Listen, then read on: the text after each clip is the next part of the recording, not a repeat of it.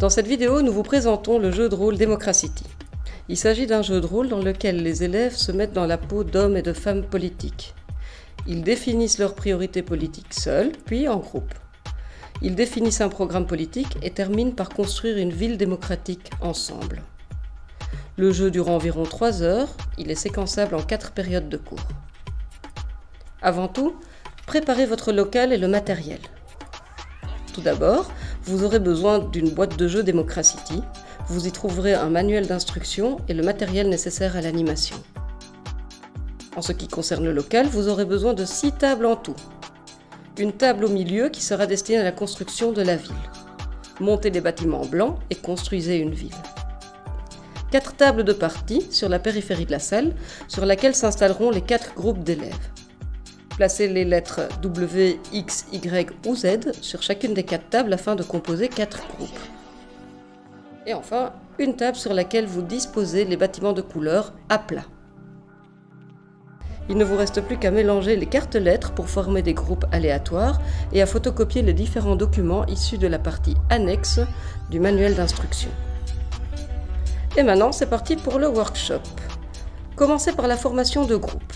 Avant qu'ils n'entrent dans le local, distribuez une lettre à chaque élève. Demandez-leur de s'installer à la table qui correspond à leur lettre. Lorsque les élèves sont installés, commencez par leur demander de définir la démocratie. Quelles sont ses caractéristiques ? Comment le peuple exerce-t-il son pouvoir ? Comment choisit-il ses représentants ? Qui sont-ils ? Où travaillent-ils ? Quel est leur travail ?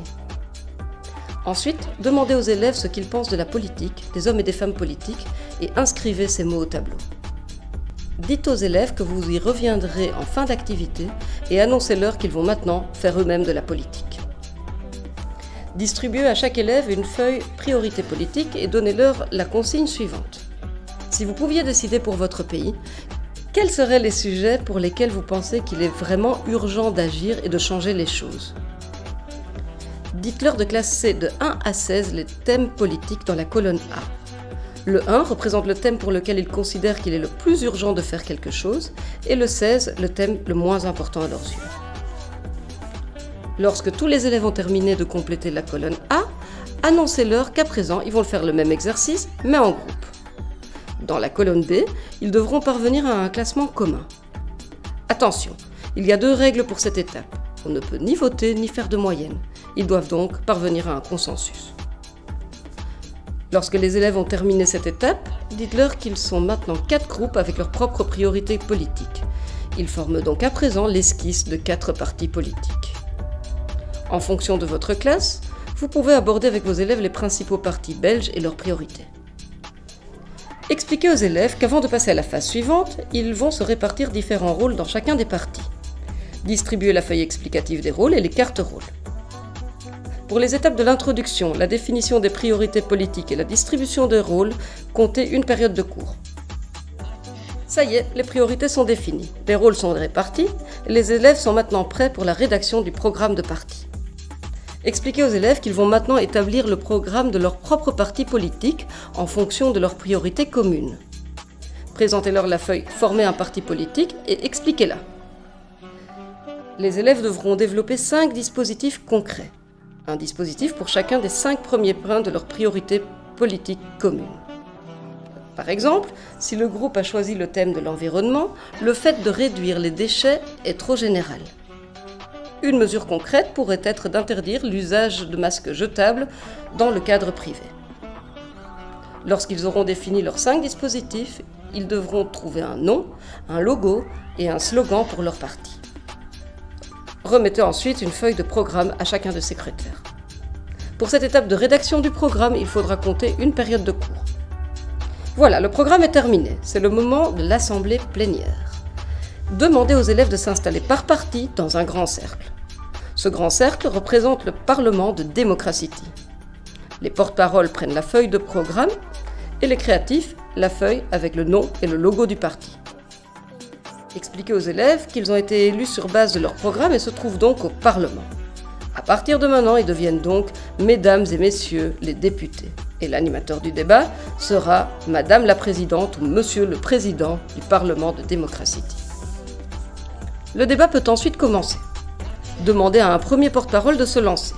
Il donne le nom et le slogan de son parti. Le créatif montre et commente le logo. Le porte-parole explique ensuite son programme.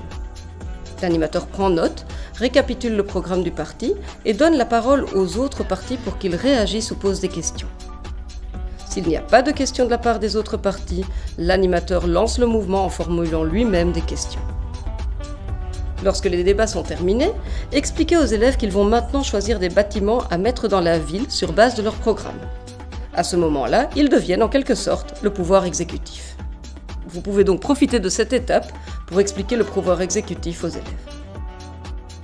Les élèves vont donc maintenant, chacun à leur tour, choisir un bâtiment parmi les différents bâtiments colorés. Procédez par rôle en faisant choisir les élèves dans l'ordre suivant. D'abord les architectes, puis les créatifs, ensuite les membres de commission, les secrétaires, les présidents et enfin les porte-paroles. Une fois leur bâtiment choisi, les participants vont se rasseoir à leur table de partie. Expliquez aux élèves qu'il y a 5 sortes de bâtiments. Les bâtiments rouges sont des bâtiments d'aide sociale et de santé publique. Les bâtiments violets représentent les écoles, les transports publics, la justice et les administrations. Les bâtiments verts représentent des bâtiments écologiques, les bâtiments bleus des bâtiments d'utilité économique et les bâtiments jaunes représentent les bâtiments de culte, culture et loisirs. Lorsque tous les élèves ont choisi leur bâtiment, reprenez la parole et annoncez-leur que malheureusement, à cause de restrictions budgétaires, ils ne pourront garder que 3 bâtiments par groupe. Distribuez alors la feuille bâtiment et demandez-leur de la compléter. Lorsque chacun des groupes a sélectionné 3 bâtiments, les élèves reviennent autour de la ville. L'architecte de chacun des groupes place ses bâtiments dans la ville. Pendant ce temps, les porte-paroles expliquent les choix des bâtiments. Ça y est, la ville est construite. Demandez aux élèves ce qu'ils en pensent. Est-ce qu'ils aimeraient vivre dans cette ville? Pourquoi? Est-ce qu'il manque des choses? Lesquelles? Comment ça se fait? Vous pouvez clore l'activité après cette étape de construction de la ville. Dans ce cas, elle est directement à la phase de débriefing de l'activité. Pour les étapes de débat en plénière et de la composition de la ville, comptez une période de cours. Si vous souhaitez continuer, vous pouvez mettre en place une commission parlementaire sur base de ce qui manque dans la ville. Avant de commencer, expliquez aux participants que l'essentiel du travail parlementaire se fait en petits groupes appelés commissions. Il existe différentes commissions qui se consacrent chacune à un sujet bien précis. Ils vont donc former une commission qui aura pour but de compléter la ville. Distribuez une fiche de commission à chaque partie. Demandez à chaque partie de choisir 2 bâtiments supplémentaires en fonction des besoins de la ville et de compléter la fiche de commission. Attention, les élèves ne s'emparent pas du bâtiment qu'ils choisissent. Demandez aux 4 membres de commission de s'installer à la table des séances plénières avec leur fiche de commission. Les autres élèves restent à leur table de partie et écoutent le débat. Chaque membre de commission présente les 2 bâtiments choisis et argumente son choix en fonction du programme de son parti et des besoins de la ville. L'enseignant note au tableau les bâtiments choisis par chacun des partis et invite tous les élèves à rejoindre la table des séances plénières. L'enseignant explique que les contraintes budgétaires ne permettent de placer que la moitié des bâtiments choisis. Il va donc falloir voter. L'enseignant énonce chacun des bâtiments. Les élèves doivent émettre un vote pour chacun des bâtiments. Ils peuvent voter pour, contre ou s'abstenir. Attention, les élèves ne peuvent pas voter contre l'un des bâtiments proposés par leur propre parti. S'ils sont en désaccord avec ce choix, ils peuvent s'abstenir. Les autres bâtiments proposés par les autres partis, ils ont toute leur liberté personnelle de vote. L'enseignant compte les votes pour, contre et abstention et les note au tableau. Les bâtiments ayant obtenu le plus de votes pour pourront être placés dans la ville. Expliquez qu'au Parlement, pour qu'une loi soit adoptée, il faut qu'elle obtienne la majorité des voix, c'est-à-dire la moitié plus 1. Les architectes placent les bâtiments élus dans la ville.